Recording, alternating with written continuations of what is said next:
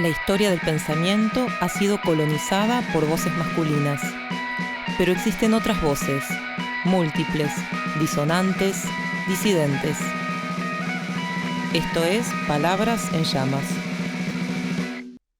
Flora Tristán fue una pensadora y militante política peruano-francesa de principios del siglo XIX. Pionera dentro del socialismo, produjo una obra singular en la que aboga por los derechos de los y las trabajadoras y por los derechos de las mujeres, a quienes considera proletarias dentro del proletariado. ¿Cuáles son sus aportes al pensamiento socialista? Bueno, Flora Tristán escribe su texto La Unión Obrera en 1843, podríamos decir unos cuantos años antes que el Manifiesto Comunista, y allí ya aparece la idea del internacionalismo, eso que Marx después va a denominar el internacionalismo proletario,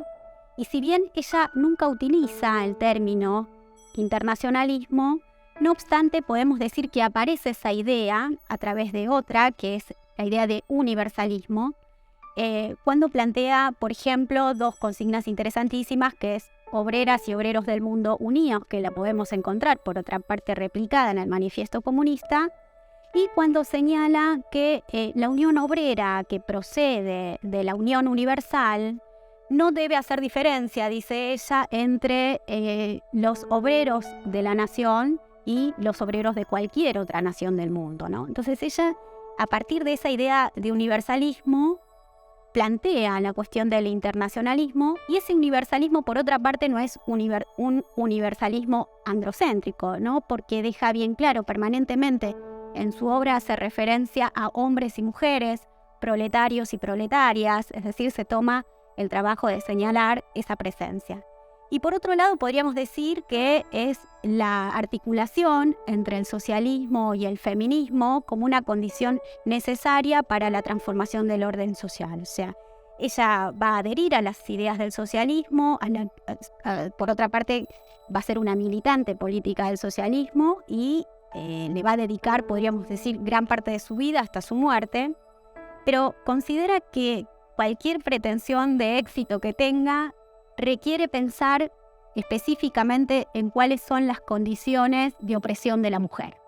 O sea, el socialismo que se reconozca como tal no puede desconocer la condición de opresión de la mujer. ¿Por qué no tuvo un lugar de mayor relevancia el pensamiento de Flora Tristán dentro del pensamiento socialista? Bueno, yo creo que en primer lugar porque es visto retrospectivamente por lo que fue o lo que se denominó el marxismo científico, a partir de un análisis que piensa como en un progreso del pensamiento socialista, una especie de depuración hacia su forma más científica. Y ahí es donde se cuestionan algunas formas de Flora Tristán para manifestar, para expresar su crítica y su cuestionamiento, pero también para elaborar su propuesta de emancipación. Ella utiliza un lenguaje muy similar, pero al cristianismo, muy vinculado con las ideas del cristianismo. Ella es una ferviente cristiana. No es una cristiana que esté del lado de las jerarquías eclesiásticas, ni tampoco que avale el pensamiento de los sacerdotes, pero sí que reivindica ese cristianismo primitivo, aquel que podía pensar en términos de comunidad, precisamente la gestión de la vida. ¿Y en qué pensamos cuando pensamos en la gestión de la vida? Bueno, Flora Tristán ahí en la Unión Obrera plantea, por ejemplo, la creación de los palacios obreros. Los palacios obreros se pueden homologar a la idea de Fourier de los palancterios y los piensa como instituciones de cuidado al servicio de la clase obrera. Piensa también en cómo concretarlos materialmente, piensa en cuánto tiene que ser la contribución de cada obrero y cada obrera para su construcción. Piensa hacia quiénes van a ir dirigidos los servicios, fundamentalmente las infancias, los ancianos, los inválidos. Y también los piensa como instituciones que puedan dar respuesta a ciertos problemas o a ciertas situaciones que tienen que ver con el cuidado de las personas, de la vida, pero también de la gestión de la vida cotidiana, como por ejemplo las guarderías, ¿no? Las guarderías que vistas desde la consideración de Flora Tristán, lo que significaban era pensar comunitariamente en el cuidado de los niños y no que esa tarea recayera únicamente en la mujer. ¿Cuál es la vigencia de su pensamiento dentro del feminismo? Principalmente podríamos señalar la idea de autoemancipación, ¿no? Flora Tristán va a expresar que no es el Estado, no es un guía iluminado quien va en todo caso a desarrollar o a encaminar este proceso de emancipación, sino que es la propia clase obrera la que va a autoemanciparse. Esto no significa que ese proceso no requiera, si se quiere plantear en estos términos, una relación, si se quiere, pedagógica,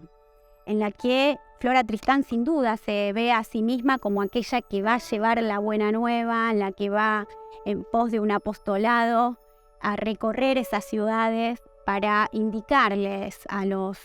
obreros y a las obreras que de lo que se trata es de unirse, de organizarse, de abandonar las segmentaciones, de abandonar la diferencia entre los géneros y a generar una unidad definitiva que permita a hombres y a mujeres gestionar su bienestar. Ella permanentemente hace referencia a la necesidad de concretar el derecho a la buena vida a través de otro derecho, que es el derecho al trabajo. El gran problema es que todo esto, de alguna manera, el marxismo científico lo relega, como decíamos antes, y en realidad lo que sucede es que denuncia la explotación haciendo referencia específicamente a los conceptos de plusvalía o de acumulación primaria, primitiva, pero no se focaliza en donde sí Flora Tristán va a hacer un fuerte énfasis, que es en las relaciones atómicas entre los sujetos, en la necesidad de la transformación de esas relaciones, en si se quiere en la configuración de un nuevo etos. Por eso podríamos decir que ese cristianismo que está presente en la obra de Flora Tristán puede vincularse, ¿por qué no?, a estas ideas del feminismo contemporáneo que señalan la necesidad de una sororidad, ¿no?, de una vinculación desde una especie de camaradería, de compañerismo, en donde el sufrimiento de uno, de una, de alguna manera afecta al cuerpo completo. Esta es una, si se quiere, una categoría muy cristiana, pero que a Flora Tristán le permite pensar en la necesidad de un vínculo afectivo como condición de posibilidad de cualquier proceso revolucionario, ¿no? Mencionaste a la obra Peregrinaciones de una paria. Esta noción de paria, ¿cómo se puede entender en el pensamiento de Flora Tristán? Bueno, podríamos pensar que la noción de paria es una noción que antecede a otra, que es, bueno, la expresión, las mujeres, la proletaria dentro del proletariado, una expresión que luego van a retomar otras socialistas como Zetkin, como Kollontai, pero que en el pensamiento de Flora Tristán tiene lugar a partir de una serie de situaciones personales que tienen que ver principalmente con haber nacido en un matrimonio no reconocido ante la ley y en consecuencia haber sido desheredada, en ser perseguida por su marido y también por la ley por